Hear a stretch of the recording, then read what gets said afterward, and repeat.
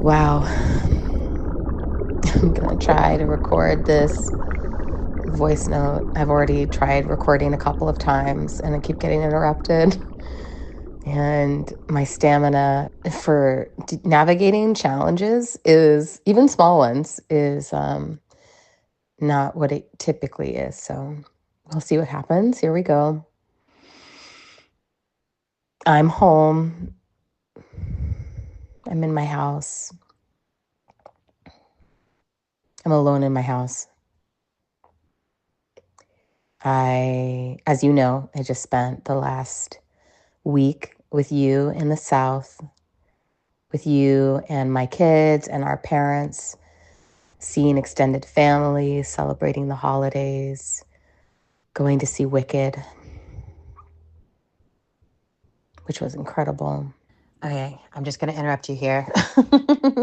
I think that's how this works. I'm going to interrupt you here to just say Wicked was so awesome. Wicked is so awesome. I have been like, I I wasn't familiar with Wicked. Like I hadn't seen it, on Broadway or as a theatrical production or whatever.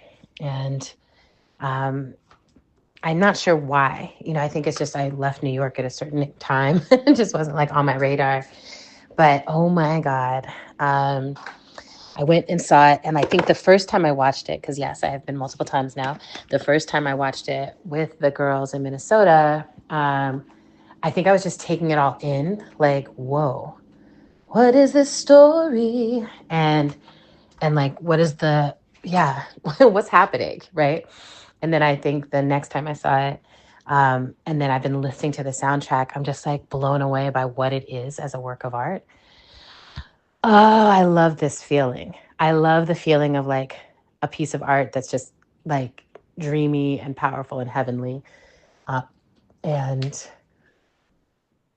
yeah, it just has a lot to give. I've been in the songs, in the songs, in the songs. And just, like you listen and you listen, you listen. And like, there's a part of my brain now that always is listening as a songwriter and as a singer, and as someone who might create my own musical theater production, because that's something I still want to do. I started down that path and then ended up creating this ritual, but there's still a part of me that wants to do like a musical theater story that you know about. Anyway, yesterday I was driving around. I've been listening to I'm Not That Girl on repeat, and there's this line. She who's winsome, she wins him. She who's winsome, she wins him. She who's winsome, she wins him. Gold hair.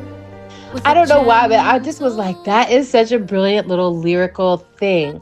And then the way Cynthia sings is just like magic to me. It is so good. Like her voice is so, I just keep thinking impeccable, flawless, excellent. And, Ariana is the same way. Like she just is such a delivery system of excellence vocally. And the fact that she's always been able to make the sounds of other people, like there's definitely places in this where you can hear her honoring Kristen Chenoweth, who was the original Galinda. Anyway, fan girl for Wicked. Love it. Going to see Moana 2, which was not. Yeah, did not eat. I wanted it to be better than it was. I felt like they did the remake. A lot of places are doing this now. We're like, we're going to make a sequel, but we're going to use basically the same storyline as the first one. My favorite part was what I felt was the redemption of the coconuts. But yeah, and the Bat Lady was awesome. But yeah, I wanted better songs. So that happens. But they tried. Me and the kids got home last night, just touched down. And then I transitioned them this morning to their dad. So they're heading into the second week of their winter break. And I'm heading into a week where I mostly will be not with them, with a couple of exceptions. And as you know, but as our audience does not know, this last month of my life has been one of the hardest stretches of my adulthood, probably. And I'm in that strange position that I sometimes find myself in as a podcast host, where I want to show up authentically and vulnerably and honestly, both for myself and for you and for our beloved survivors, our beloved listeners, our incredible audience who we love. And I also can't talk about what's happening in my personal life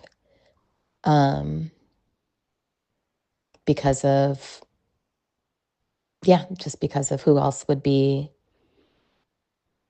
impacted by the telling of that story. So I'm here. I'm here, and I'm here, and I want to be here, and I want to be with you, sister, in an end of the year message for our listeners. I want to be here with you, listeners, as we spiral to the end of this wild, wild year.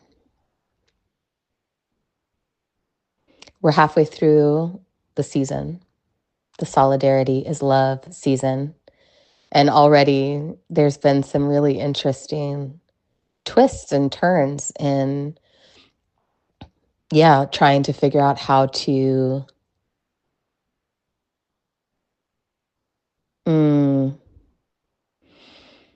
and it's funny. Today is one of those days where I've been thinking a lot about how do I usually respond? How do I usually respond to extremity? And I am like a hyper arousal person. Like I typically respond by going into overdrive. And today I feel like a stone. Just sinking through water and resting at the bottom of a rushing river.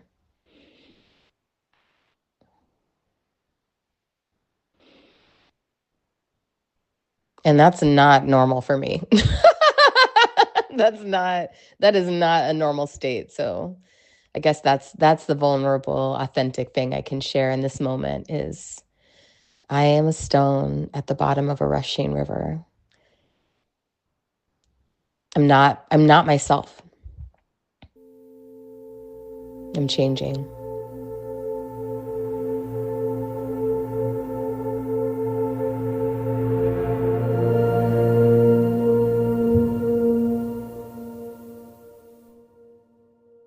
Sister, sister, sister.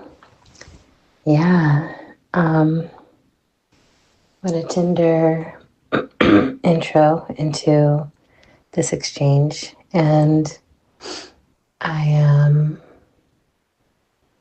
so grateful that we just had time together. I needed it in a way that I can't remember needing togetherness. And it was just like so soft and like choosing the softest possible path in each engagement,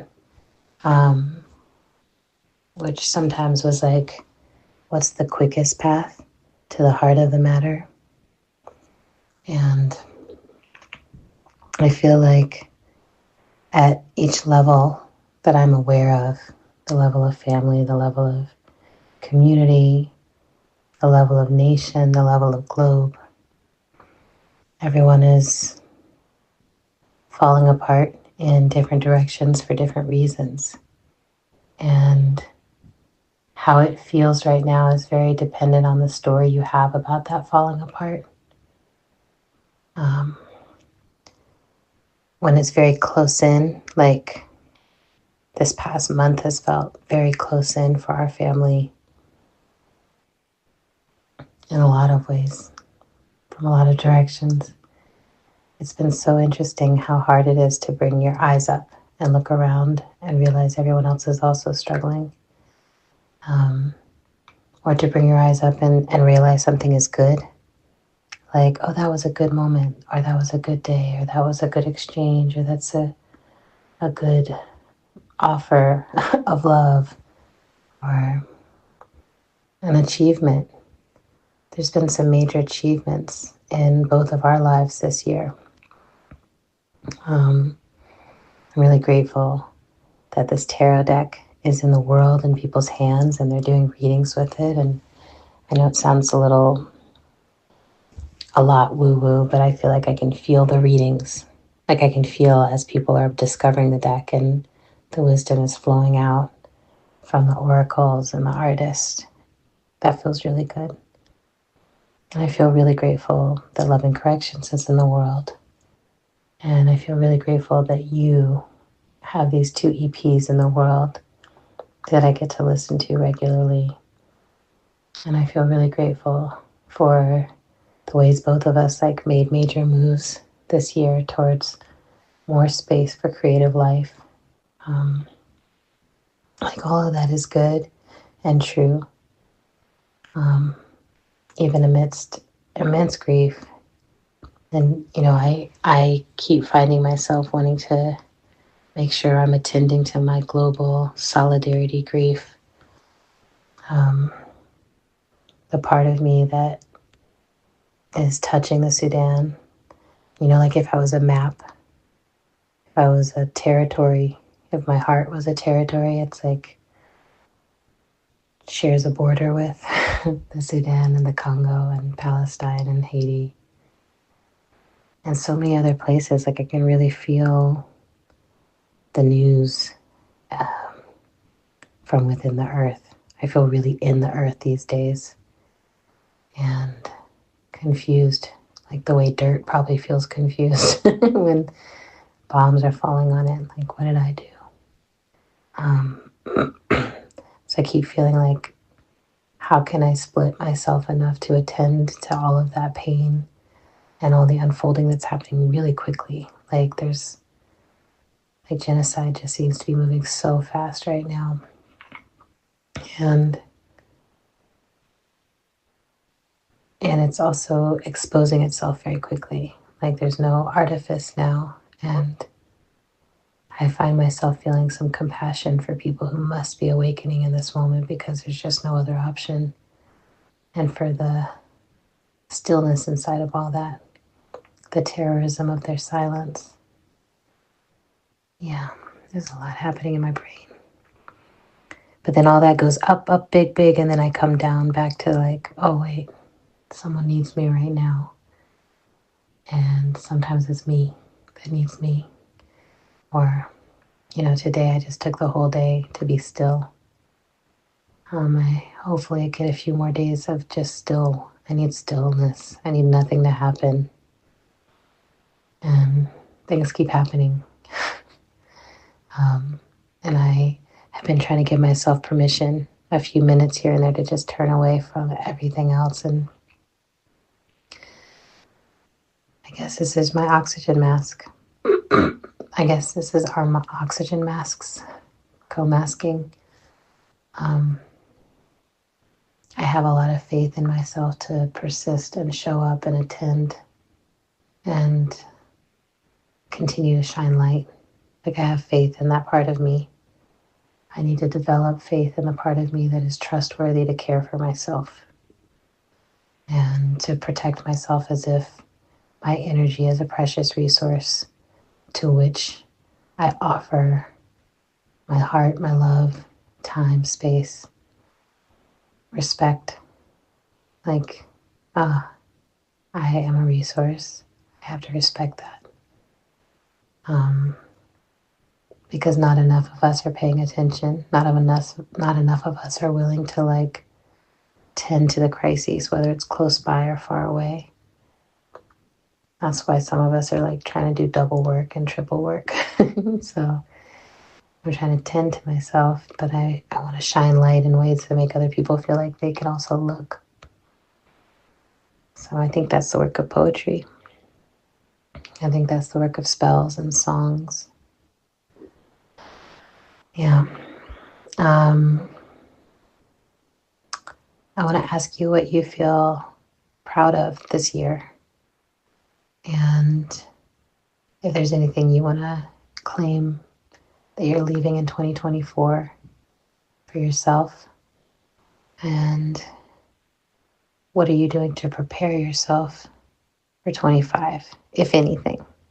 Is there a turning towards as you're turning away? Or does it feel like even the border of one year to the next feels a little created right now? I just know it's winter. Aren't we supposed to be hibernating? Yeah, it feels so vulnerable to be this tired this publicly, but here we are. I love you.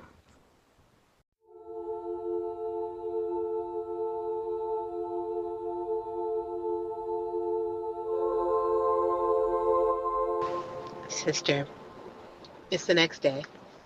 I had a thought, which is, or had something else that I wanted to share. And I realized I don't think we've actually spent much time sharing around this, or I haven't shared much around this with our listeners in a while. But I wanted to share a little bit about my journey with disordered eating and body, because I have something I'm feeling really impressed about today, which is that we have now been, in some ways there has been crisis unfolding for our family for at least 6 months or something, with different levels of acuteness. And then particularly this last month has felt like a shit show. So my normal process with my body is whenever there's a crisis, I gain 10 pounds or 10 to 20 pounds. Like it's like, okay, I'm going to carry that one. I'll carry that crisis. So part of this past year and a half now, almost 2 years actually, I've been working on disordered eating. So I had a therapist that I started working with, and she was really helping me understand like when and how I binge. And because my Virgo norms are that I'm very healthy generally day in, day out, I like sugar, but in general, I'm a very maintenance-oriented person. So I'll just have like, here's what I'm doing, and I'm just maintaining it. And then I can look very clearly back at like how my weight has come onto my body, and I can see like, here's the crisis, and here's how I carry it. And it's very literal, right? So I'm feeling very proud of myself right now because I have been on this journey with, right now my process is like, what is the right weight for my bones? And it's been such an interesting process to even figure out like, well, what is it that I am interested in? Like, what would health feel like to me? And when I take off the disordered eating lens, through which I'm like, oh, there's something that I need to change about my body, I feel very positively about my body. I enjoy it. I am very active, all those things, like I do well when I go in and get my vitals and all that. But my knees are struggling and suffering, and like there's no cartilage left. And so it's just been this difficult thing. And so I've been on a journey with it, and I may or may not share more about that at some point. We'll see. But I've been learning a lot about listening to my body from the inside out, and it is incredible to me, like how much data I'm constantly receiving from my body. So going through this crisis, I have not gained weight, and I could definitely see a past self, a past Adrienne, who was like, oh my God, I didn't lose any weight during this period of time, and like, how do I feel about that? And I don't feel any kind of way about not losing weight, because I'm like, girl, given everything that's been going on, because I think the one thing I can share, and I think we can share with our listeners, is that there's not been one crisis, but a multitude of things. Like, it really is like a whack-a-mole crisis time. And it's like, yeah, just trying to be like, how do I be the best self I can be to show up? And there's going to be something new tomorrow. Like, I'm just going to keep learning how to be. There's just like so much justification in me for harming myself and, binging hurting my body, overindulging, whatever. There's just so much invitation to do that. And it's my practice. It's like the muscle memory is like, I am sad. I need ice cream. Like, it's very direct. And actually, like, no, to be even more honest, is usually I need ice cream. And then like days later, I'll be like, I am sad. Now that I've eaten ice cream for 4 days, I can tell that I am sad. So one of the beautiful pieces of this work has been like trying to flip that narrative and just be like, what am I feeling? And then intentionally, what do I want to do about it? Which sometimes is ice cream and pizza still, because those are some of the best medicines for certain kinds of grief and certain kinds of pain. But there's others. And I am just really grateful to find that like being really good to my body, stretching a lot in this period, rest.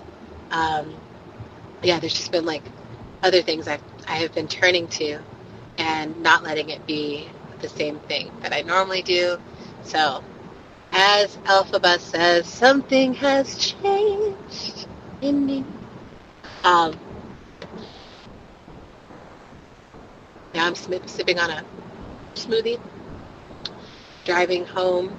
I had a massage, and I feel a little bit more like a person. And I'm glad to share this with you, and we'll figure out if it's in any kind of order of a conversation, but it just felt important to add. I love you.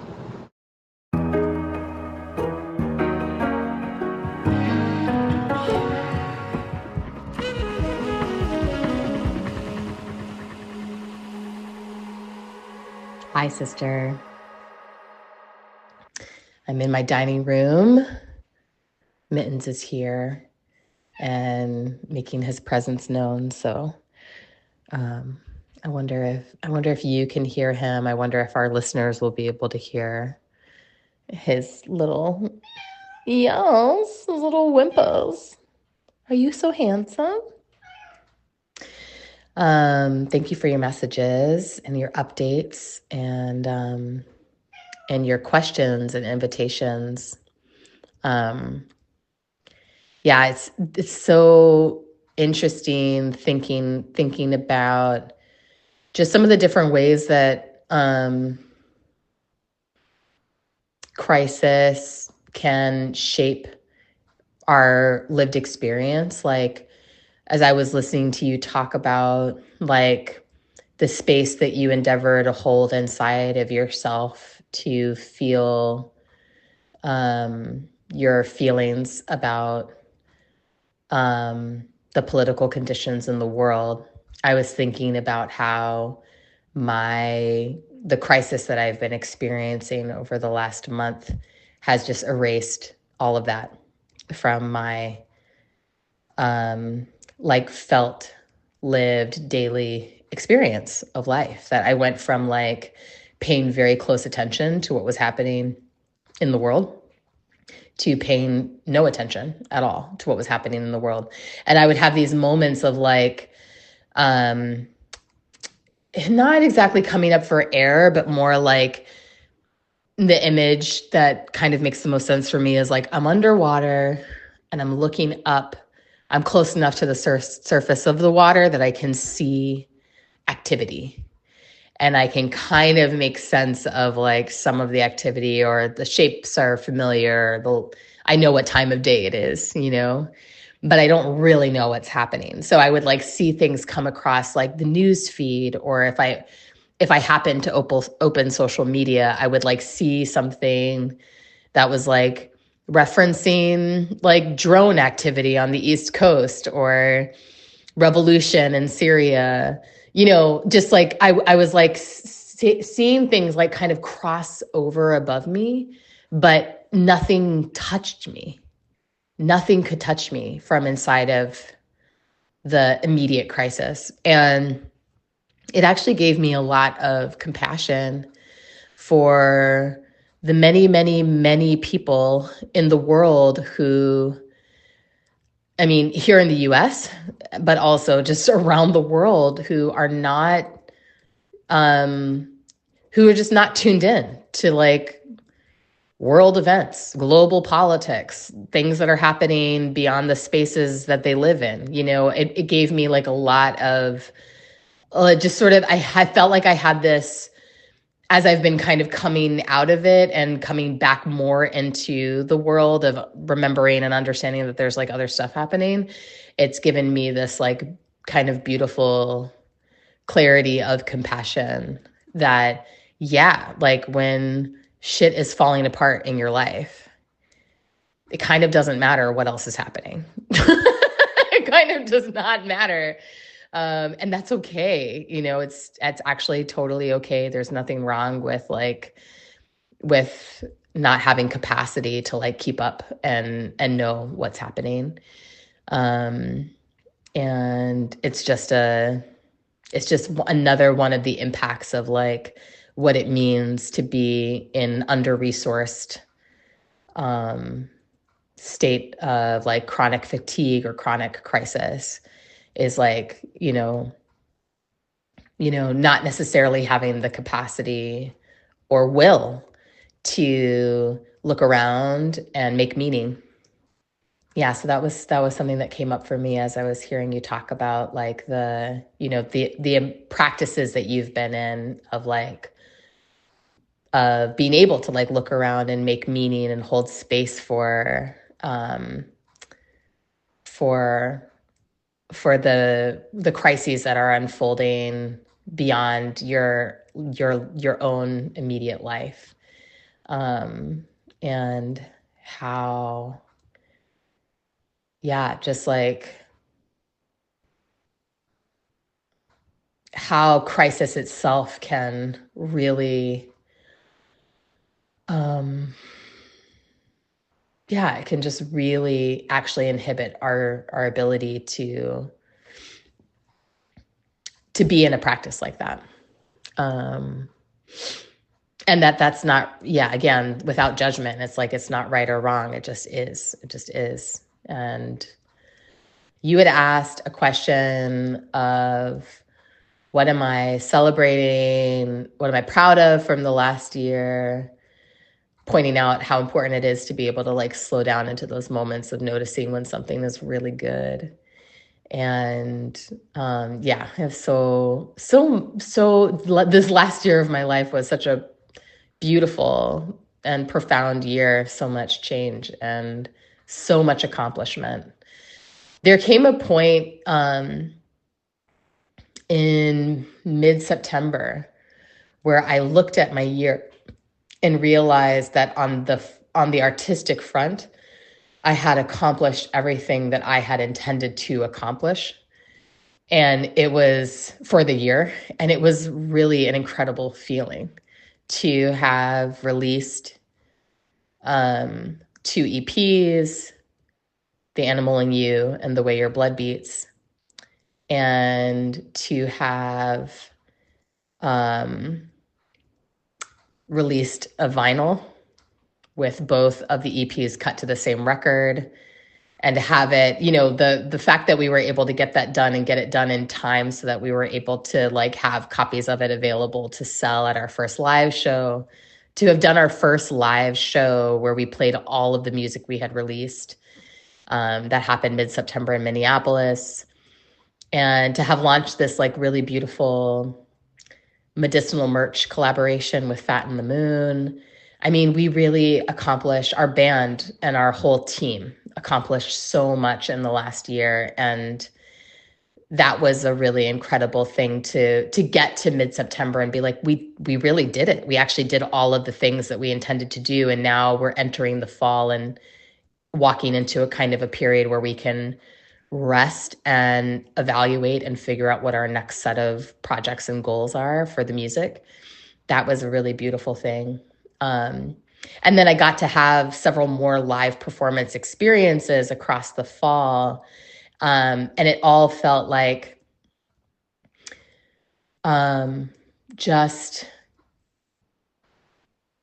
it felt delicious. It felt like icing on the cake. It felt like, wow, I'm really getting to I'm getting to really gingerly, carefully step into my life as an artist. Um, I got a couple of like paid gigs, like I got to like, I got to play this like beautiful queer holiday market here in Minneapolis.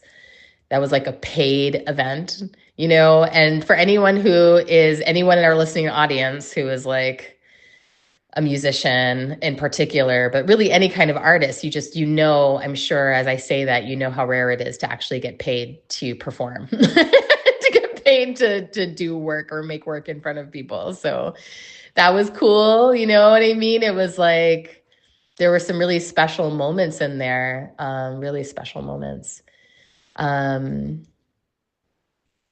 And I would say the other thing that I'm really proud, that's both like a proud of and letting go of, and it's bittersweet, is that I decided to officially transition out of AORTA, the Anti-Oppression Resource and Training Alliance, which has been my workplace for the last eight years. Which is the longest job I've ever had. I've never worked at a workplace as long as I worked at AORTA, which is a testament to how amazing of a workplace AORTA has been for me. And yeah, now my season is coming to an end. I'm recording this on December 30th, 2024. My last day at work is tomorrow, December 31st. Yeah, and I think one of the things that I feel really proud of, I feel so proud of all of the work that I did over the course of my time at AORTA and all of the different parts of movements for social justice and social change that I got to touch and impact, and places where I got to teach, places where I got to learn, people that I got to impact and be impacted by. I'm so proud of and grateful for the work that I got to do. But I'm also proud of following my intuitive knowing and coming to an understanding that it was time for me to move on. It's really hard to leave a workplace, especially a really great workplace. But I reached a point where I understood that the path that I was being called into was towards like, not exactly a different type of work, but doing my work in a really different way. That I realized I needed to be on a path where I was less oriented to working with clients and more oriented to working with students, because of the nature of the practice that I'm developing, fugitive practice, and the way that this particular wisdom transition is being transmitted and unfolding through me. It is more suited to a different methodology for how it gets transmitted to the world. And so I'm working on a book about it, and I'm going to be launching some courses about it. And I'm focusing really now on, being hired to teach in environments where people are eager to receive this particular teaching, rather than the work that I had been doing for most of the last 20 years of kind of doing consulting and facilitation and political education that was more responsive to what clients within organizations trying to affect social change were like thinking that they needed. Now what I'm doing is sort of stepping into this other lane and saying, I have this offering and this is the thing that I do. And as you know, it's a risk to follow your intuitive knowing, but I just felt it. I felt this clarity come through that it's time for me to go do this work. And yeah, and it's a beautiful thing to get to like leave when it's time to leave, not sooner, not later. So I'm grateful for that. I'm grateful to be able to follow my heart and keep making art and write my book and also have my life and the structure of my life really set up in such a way that I can continue to be the sort of foundational presence for my children that they need at this time in their lives, which, is such a hard thing to figure out how to do inside of capitalism. But I've not given up on trying to figure that out.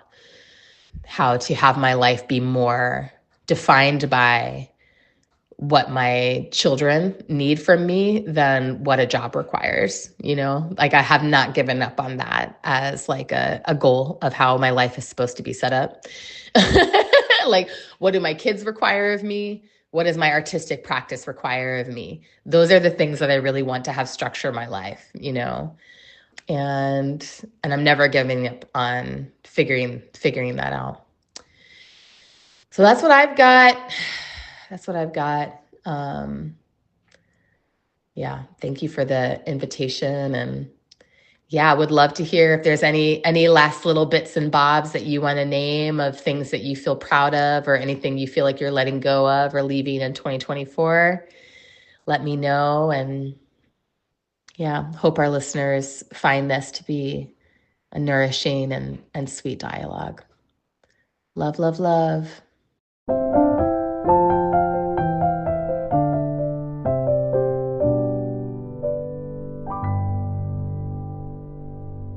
Sister, what a beautiful message. I loved listening to you reflect and see your year, see what you've done and what you're completing with such clarity. And yes, I heard mittens. Oh, sweet cat. I love that all the creatures I'm allergic to are nice. Like sweet ones, I'm like, oh, I don't even mind that I'm sneezing because you're cute. Mr. Mittens is cute. But yeah, I was really excited to, just get to listen. I mean, that journey you've been on with aorta has been so incredible. And it's been beautiful to get to be in the wings watching you learn the lessons of being part of a cooperative, and really feeling so inspired by that model. I think so much of what I'm thinking about lately is like how to create new economies and new ways of thinking about economy, new ways of being in economic relationships with each other that are rooted in spirit, rooted in art, rooted in abundance. And so much of it is like learning to hold resources together. It's funny, I just posted something online and everyone's mad because I included Beyonce in it. And I always, I'm just like, well, I love her. I think her art is amazing. I think she's one of the artists of my lifetime. And I think the main thing that people are upset with her about is how much money she accumulates, and like what it means to be a Black woman who is shamelessly a billionaire. And how do I feel about that as someone who doesn't think billionaires should exist? But so much of it is about this economic question, right? For me, which is, I'm interested in an economy where you don't get punished for reaching any level of success, but it's also not set up so that any level of success can mean that you are in a stratosphere of resource above what everyone else can do, right? Part of why I love her as an artist is because I feel like she takes the resources that she makes and pours it back into creating these incredible experiences, celebrating Black people, Black history, uplifting the art forms, and expanding on how people understand what Black music is. I'm like, that feels like a worthy path to be on. And she's like holding down that path. And so I'm not, I don't know, it doesn't bother me that she's not on every single other path. Just like this is what she's doing. But I understand that it's an economic question. I really appreciate that people are like, nah, no billionaires. No, we want billionaires to feel concerned. We want them to feel ashamed. We want that not to be a category that can exist, but it's tied into this whole economy. Like, it's like the whole economy would actually have to shift. And I think it is going to shift. I think it's going to necessarily shift. And I think the people who will then be leading, I think Dream Hampton said that once, that it's going to be the facilitators who are called on to lead. I also think it's going to be folks who have experience with these other economies and who understand what it means to have relational economies and economies of care, economies that are post-transactional and fundamentally cooperative. So I'm really grateful that you've been in that experiment for 8 years. And, I don't know if our listeners always keep this in mind, but like we grew up moving, every 2 years, 3 years sometimes. And so the arc of, just how we learned to do a relationship, how we learned to root in place had this like time limit on it. So whenever, I don't know about you, but for me, whenever I do anything for longer than like that 2 to 3 year cycle, I'm like, wow, now I'm really doing this. Like I remember living in New York for longer than I had ever lived anywhere and just being astounded by that experience. And then Detroit and being astounded by it. Or when my relationships last longer than 3 years, I'm like, whoa, okay, like look at me. So this is a major achievement to spend 8 years in one place, building it up through many coworkers. I think I've watched people, like even that process of watching how you all are so intentional about bringing people in and then cycling folks out. And I know that you're in that intentional journey. And I just hope that you, yeah, just get to feel celebrated and loved and feted. Which is, I think, the same thing as celebrated, but doesn't it sound a little different? Um, I also loved, I heard you really modeling solidarity with yourself when you were talking about the compassion that you have for folks in crisis, and how when you're in crisis, it really brings your window of focus and like what you can even take in and see. It brings it in so close, right? So I deeply feel that, this is a part of last year when everyone was like, we have to cancel everybody who doesn't say anything about the genocide. And I was like, well, I don't, at the time, like in last fall of 2023, I guess that would be, I knew so many people who were in such deep levels of crisis and grief and going through major loss or major, like, the several people, we're just in that generation where it's like, oh, the main person who has always been my rock is gone or is sick and needs me or is something else. And knowing so many people in those states of crises, I it was very easy for me on an interpersonal level to be like, I'm not asking you to do anything. I know how you feel. I know what you love. And I know that as soon as you can bring your attention to something beyond yourself, you will. And I know that right now it all needs to be there. Like I think I'm a crisis doula in a way. Like that's one of the things that I know how to show up for is those times when people are really like struggling to keep our heads above water. And when you said that you felt underwater, I also felt that, I think over the past couple months, I have slipped under a couple of times and really been working to pull myself back up, partially because of my own healing journey and just what it's requiring of me, which is like deep spelunking work. And then partially because of how many crises are going on, right? Like if you're holding on to one person who's drowning, they can take you under. If you're holding on to like seven, right, then yeah, then you just have to access some other form of self. And so I've been saying that to folks that I'm like, I haven't turned away from anything that's happening in the world, but I have gone under a few times, and I'm 3,000 feet from an oxygen mask. I'm at water level, or maybe it's 30,000 feet. I think it's 30,000 feet.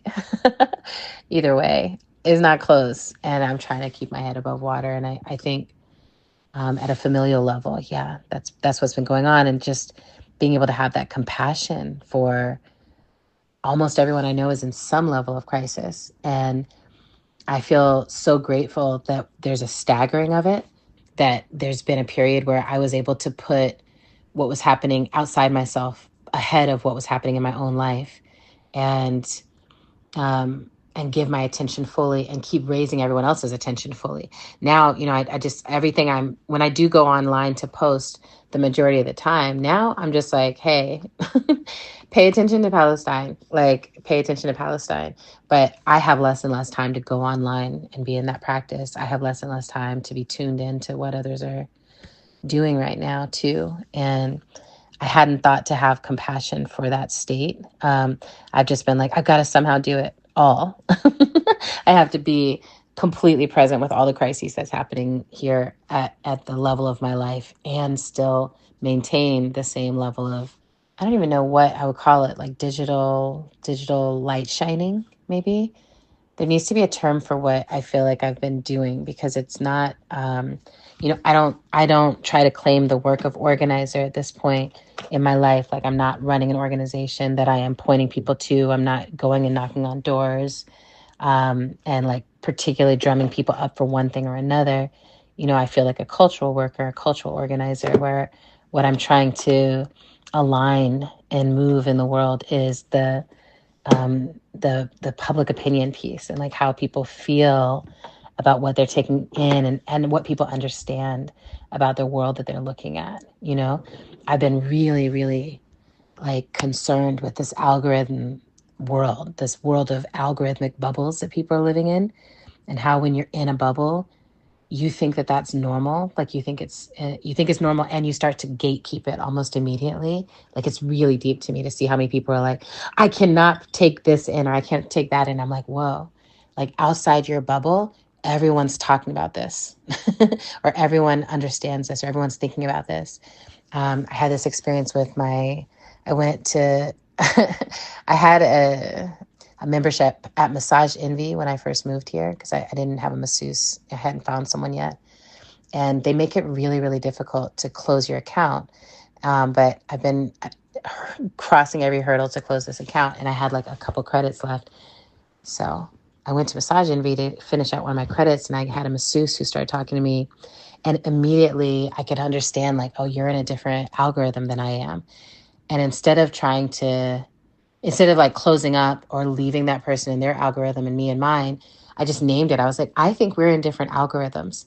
In my algorithm, you know, Megan the Stallion is God or whatever. In my algorithm, like, we love this, we love that.